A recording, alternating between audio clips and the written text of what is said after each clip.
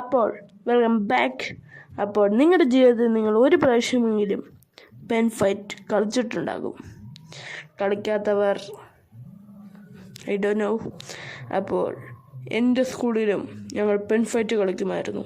ഇതിൻ്റെ എല്ലാം ഓപ്പോസിറ്റ് ഇരിക്കുന്ന ഗേൾസ് എങ്ങനെ പേന അവരുടെ കാലിൻ്റെ കീഴെ പോയാൽ സാർ എന്ന് വിളിച്ചോളും. ഞങ്ങളുടെ പേനയും അങ്ങനെ പോയിട്ടുണ്ട്. എൻ്റെ മാത്രം 5 പോയിട്ടുണ്ട്. ഞാനും എൻ്റെ ഒരു കൂട്ടുകാരനും 10 രൂപയ്ക്ക് ബെറ്റ് വെച്ച് പേന ഫൈറ്റ് കളിച്ചു. ഞങ്ങൾ ഫസ്റ്റ് പേന ബെഞ്ചിൽ വെച്ചു. ശേഷം ഞാനിരുന്ന് പ്രാർത്ഥനയായിരുന്നു. കാര്യം 10 രൂപയുടെ OX പേന ഒറ്റത്തട്ടിന് പറമ്പിൽ പോയി കിടക്കും. അതിൻ്റെ ഫുൾ പ്രാർത്ഥനയും പ്രാർത്ഥിച്ചാണ് ഞാൻ ബെഞ്ചിലേക്ക് പേന വെച്ചത്. ശേഷം ഞാനും അവൻ്റെയും ഫൈറ്റ് തുടങ്ങി. ശേഷം അവൻ എടുത്തു വെച്ചത് അച്ഛന്മാർ ഉപയോഗിക്കുന്ന ആ കാനമുള്ള പേന അവൻ എടുത്തു വെച്ചു.